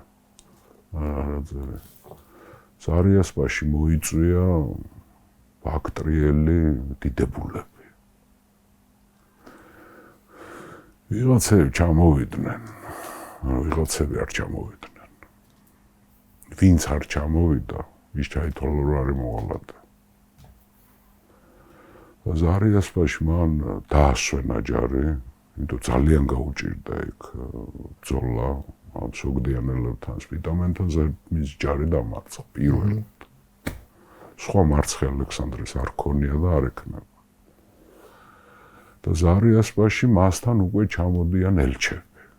იმპერიიდანაც მონაპირე გახსოვს ის ყვითებთან თავიდან კარგი ურთიერთობა რო დაიწყო, თავის ჰეტერები გააგზავნა და ევროპელი ყვითების შთამომავლები, ისინი წარმომადგენლები ჩამოვიდნენ და იმეგობროთ. აზრია საუბარი და ესეც დაეთანხა. ანუ აქ არის ჩვენთვის ძალიან საინტერესო ამბავი ხდება. ალექსანდრესთან ჩამოდის ეგრეთ წოდებული ხორასმიელების მეფე ფარასმანი. ეს ხორასმიელების განსახლების არეალი არ არის ცნობილი, აი ამ ტერიტორიაზე უნდა იყოს სავარაუდოდ, რა საკმაოდ დიდი ტერიტორია ეს, არ პატარა ლოკალიზება რთული. ეს ფარასმანი ალექსანდრესთან ჩამოდის 1500 მხედარი მოყავს. და ალექსანდრეს თავაზობს ასეთ რამეს. რომ კასპიის ზღვის გადაღმა ცხოვრობენ კოლხები და ამაზონები. იბერებს არ ასახელებს, არც ალბანელებს არ ასახელებს. ასახელებს კოლხები და ამაზონები, რომლებიც გადიან შავ ზღვაზე, ანუ პონტოს ზღვაზე და მე მოგეხმარები ამ ხალხების დაბრყობაში. ალექსანდრეს მე ვიც მეგზურობას გაგიწევ. აქ ხდება ეს, ბაქტრიაში ხდება ეს, საიდან სამდერ ჩასული და სთავაზობს აქეთ. ახლა ალექსანდრე მე წინა მოგზაურობებში კითხეთ, რომ ხირკანია რომ ნახა და კასპიის ზღვაზე იქ გაიგო, რომ კავკასიის გავლით ძალიან მოკლე გზა გადის შავ ზღვაზე და ზღვა არის ვაჭრობა. უსაფრთხო ვაჭრობა, ხო? ალექსანდრე შესთავაზა, რომ მე მოგეხმარები, ჩემი ჯარითაც მეგზურობას გაგიწევ და კავკასიას დაგაპყრობიებ და კოლხებს დაგაპყრობიებ, კოლხეთს დაგაპყრობიებ და ხოთეშორის ბევრი მეკითხება, რატო არ შემოვიდა კოლხეთში და იმაში კავკასია. თვითფოს მეგობრება, მას ძალიან კარგად ჰქონდა ნასწავლი ქსენოფონდეს ანაბასის, სადაც ყველაზე მეტად ბერძნებს გაუჭირდათ ქართულ ტომებთან ომი. ლამის დაიღუპნენ გზაში და ახლა ალექსანდრის გეგმები იყო სამყაროს დასალიერამდე და სპარსეთის დამარცხება და აქ ჩანს ის, რომ ალექსანდრეს გეგმაში ჰქონდა კავკასიის შემოსვლაში, რას ეუბნება ამ ფარასმანს, იცი? რომ მე ახლა ვაპირებ ინდოეთში შესვლას. ჯერ ინდოეთი და ინდოეთის მერე კოლხეთი. ჩვენ პირდაპირ ვიცით რომ ინდოეთის ლაშქრობის მერე როგორ ყოველ შემთხვევაში ფარასმანს ასე უნება ეს. რომ ინდოეთს რომ მოვილაშქრებ, მერე შევიდეთ და დავიკავოთ შავი ზღვა და კავკასია. კავკასიის დაკავება ალექსანდრის გეგმაში ვიყავით გეგმაში, რა თქმა უნდა. ამიტომ არ დაცალდა. რა ვიცი, კარგი იყო თუ ცუდი არ არის, ახლა კოლხეთი ამ დროს უკვე დეგრადირებული ქვეყანაა რა, იმიტომ რომ იმ კიმერიელების მე როგორც ჩანს ვერ გავსწორდით. ძველი სიდიადე და სიძლიერე დაკარგულია. არა, მაგრამ მე უკვე წამოვა გვიანი კოლხეთი მერე გაძლიერდება, კიდევ გაძლიერდება კოლხეთი, ხო? და მერე ეგრისი შემოდის საერთოდ ასპარეზზე, მაგრამ ის ძველი ოქროვანი არგონავტების კოლხეთი, როგორც ჩანს, გატეხეს კიმერიელებმა. მაშინ ის გრანდიოზული ის სტიქი, საერთოდ მომთაბარეების შემოსევა არის სტიქია რა. იშვიათად თუ მომთაბარეებს უძლებენ პირველ დარტყმას მიწათმოქმედი ხალხები, მაგრამ მერე თუ რჩებიან და ისინი ანქრებიან, ან ითქიფებიან, ან ამარცხებენ. ახლა ის კვითები და კიმერიელებს გაქრენ. მიუხედავად იმისა, რომ არიეს მთელი აღმოსავლეთი, ხო? ანუ აქედან ჩანს რა, ეს აქვს პლუტარქეს თუ არიანეს ზუსტად აღარ მახსოვს ეს ფარასმანი ხორასმიების მეფე, რომელიც მეგზურობას და თანადგომას თავაზობს კოლხეთის დასამყრობად. საინტერესო ფაქტია. ხო? ანუ მნიშვნელობა კოლხეთის მიუხედავად ასეთი მდგომარეობა ძალიან მნიშვნელოვანია და ალექსანდრის გეგმებში იყო და მან უთხრა ფარასმოს, რომ ჯერ ინდოეთი და მერე კოლხეთი. კი ბატონო, ვაპირებ ამას. ეს ხდება ზარიასპაში, ბაქტრიაში, მაგრამ ის ისევე აპირებს მერე გადასვლას, ის პიტამენს რაღაცა უნდა ის პიტამენი გაიქცას კვითებთან არის, მაგრამ ყოველ დღე შეიძლება მოbrunდეს და რომ მოვიდეს უზარმაზარი ძალით. იმიტომ რომ იმას როგორც ჩანს ავტორიტეტი აქვს თურანში და თურანელებში. ხო და მასაგეტების თემაც არის, მაგრამ აქ ხდება ერთი ამბავი და ვასრულებთ უკვე რა.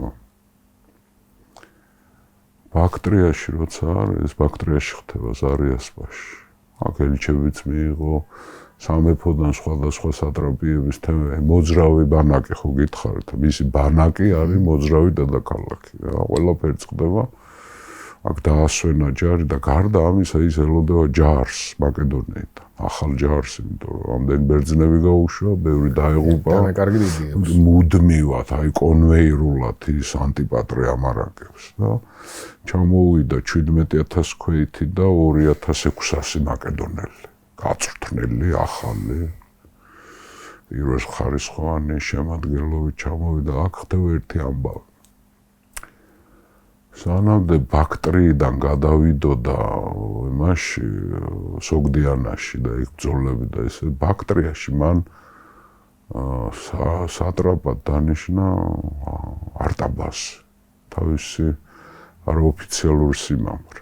95 წლის არის არტაბასი. უნდა მეკითხა როგორც რამდენი ხო, აი, შოთეშორის თუ დაუკვირდებით ძირფას მეგობრებო, მერეც კიდევ ვიტყვით, ასაკსაც ვიტყვით ახლა.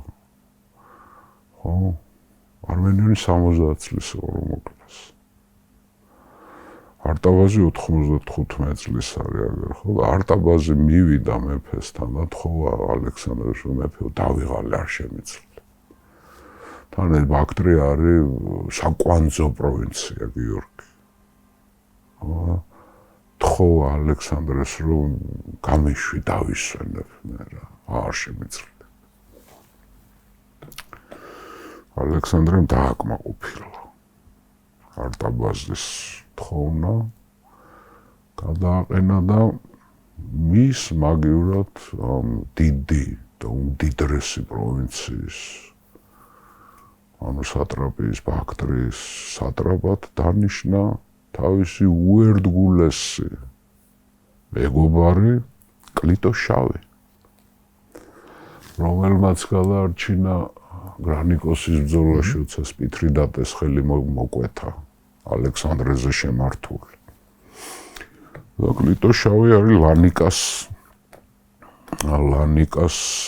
ძმა არის, მისი გამზრდელის. ამაზე ერთგული კაცი ახლა ყველაზე ერთგულები, ახლა ყველა ერთგული იყვნენ, ახლა მეტი რა გზა ქონდათ ახლა, მაგრამ ჰეფესტიონი და კლიტოშავი, ახლა კრატეროსი ერთგული იყო, ოღონდ იმას სამხედრო ერთგულება ქონდა. ის იყო ოფიცერი. აი მთელი თვითშეგნებით იყო ოფიცერი, ამიტომ კარგი ოფიცერი არასდროს ღალატს არ გაივლებს, ხო? ახლა კრატეროსის ერთგულება უფრო სამხედრო ერთგულება იყო ვიდრე პიროვნული რა, მაგრამ ეს კლიტოსი და ეს ეფესტიონ ყველაზე ახლობლები არიან მის. და ბაქტრის სატრაპად არტაბაზი, რომელიც დიდი პატივით გაისტურა, მე აღარ აჩანს არტაბას. ამბობენ, რომ იონიაში დასახლდა, დაბრუნდა იქეთ. ამბობენ, რომ ამ დროს წაიყვანა თან ისა რა ქვია, ბარსინა, ალექსანდრე საყვარელი. გაიყოლა თავის ქალიშვილი, ამ დროს როგორც ჩანს ის ჰერაკლე ყავშვილი, უკანონოშვილი ალექსანდრე და თავის ოჯახთან ერთად წავიდა დასავლეთში. მე აღარ აჩანს ეს არტაბას. არტაბაზის მაგივრად ბაქტრის სატრაპად მან დანიშნა კლიტოს შავი და ახლა შევჩერდეთ ძვირფასო მეგობრებო, იმიტომ რომ ბევრ რაღაცები გველოდება წინ ახლა. სოგდიანაში დაბრუნება, სპიტალმენთან ბრძოლა ის, მაგრამ ძალიან მნიშვნელოვან ამბავთან მივდივართ ჩვენ. როცა კლიტოსი რაღაც სუდა დაანონსეს კლიტოს შავის ეს არის ყველაზე მძიმე, სადაც არანაირი გამართლება ალექსანდრეს არ აქვს. ეს არის როცა ალექსანდრემ დანიშნა ბაქტრის სატრაპად კლიტოს და მე კლიტოსთან ერთად მიწავა მარაყანდაში, ანუ სოგდიანაში და იქ მარაყანდის სატრაპის სასახლეში მოხდება ძალიან დიდი ტრაგედია. ალექსანდრის ბიოგრაფიაშიც, მაკედონელების ბიოგრაფიაშიც და რა ვიცი, მსოფლიო ბიოგრაფიაში ერთ-ერთი სერიოზული დრამაა ეს. ამას ცოტა მოგვიანებით და შემდეგი ლექცია გვექნება ალექსანდრე მარაყანდაში და სოგდიანაში. მადლობა გუბას. საკმაოდ რთული ჩახლართული. სხვათა შორის რა არის, ბევრი გეოგრაფიები იყო, ახლა ბევრი რაღაცები გამოვტოვე, იმიტომ რომ ძალიან გიფრთხილდებით ძვირფასო მეგობრებო, არ მინდა რომ დაგღალოთ და გეოგრაფიამ საერთოდ დააღლაეცს ადამიანის. მარტო იმათი კი არა, ვინც ნაკლებად ერკვევა ახლა ძველი გეოგრაფიაში, მეც ვიღლები ხოლმე, იმიტომ იქ გადასვლა. აი, დაუკვირდით ახლა ალექსანდრეს ლაშქრობი, ნახე, ხან იქეთ მიდის, ხან აქეთ მოდის, ხან იქეთ მიდის. ეს ავარაუდო ის არის, რა ქვია, გზა ალექსანდრე მარგიანის ისა. ანუ ყველაზე რთული მონაკვეთი αλექსანდრეს ლაშქრობაში ეს არის დიდი ბაქტრია. ცოტა ციბრუდივით გიგვატრიალდა თავი, მაგრამ ეს მეტყველებს ალექსანდრეს საოცარ თავბრუდ დაგვეხვას უყველას ჩემი ჩათვლით. და წინგველის ძალიან საინტერესო ძალიან დრამატული ამბავი გველის. სამარყანდში. მე რომ გითხოთ, უფრო დრამატული ვიდრე ფილოტას ამბავი. ეგრეზოდებული შეთქმული. გუბას დიდი მადლობა. მადლობთ თქვენ. მოგზაურობა წარსულში დღევანდელი გადაცემა ამით დავამთავროთ. ველით მოვლენების განვითარებას. შევხვდებით ერთმანეთს ერთ კვირაში. სანამ დაგვიმშვიდობებით და ჩვენს დაგიმშვიდობებით, შეავლეთ მაინც თვალი, შეიძლება გამორჩენილი გაქვთ და არ გაქვთ მონიშნული არხი გამოწერილი, გამოიწერეთ. მოიწონეთ ჩვენი გადაცემები, ამას დიდი მნიშვნელობა აქვს, სხვათა შორის მეც და გუბაზიც ვამჩნევთ, რომ გაცილებით მეტი ადამიანი გვიყურებს, ვინც ბროდ აღნიშნავს თავის გამოხმაურებას, მონიშნით მიუხედავად იმისა, რომ ძალიან პოზიტიური გამოხმაურებები არის და აქვს ამას მნიშვნელობა თვითონ ამ მასალის გავრცელებისთვის, დისტრიბუციისთვის ჩვენი თხოვნა იქნება, რადგან უყურებთ, ასე სისტემატურად მოყვებით, გულშემატკივრობთ, აუცილებლად მოიწონეთ გადაცემა და თუ გააზიარებთ ამას. ძვირფასო მეგობრებო, ჩვენ გარკვეულ პირობა დავდევთ, ახლა არ ჩათვალოთ, რომ რაღაცა უარი ვთქვით ამაზე ახალ წლებამდე, ჩვენ ვთქვით, რომ კიდევ შეიძლება დამატებითი რაღაცები გაგვეკეთებია სურპრიზად, მაგრამ ნუ ახლა რა ვქნათ, ახლა იმას გარკვეული დაფინანსება ჭირდება, ჩვენ დოკუმენტალისტიკაზე ვფიქრობთ იდეაში მე საერთოდ და მადლობა, გემშვიდობებით, შეხვდებით ერთმანეთს ერთ კვირაში. მადლობთ. გადაცემის პარტნიორია Coca-Cola.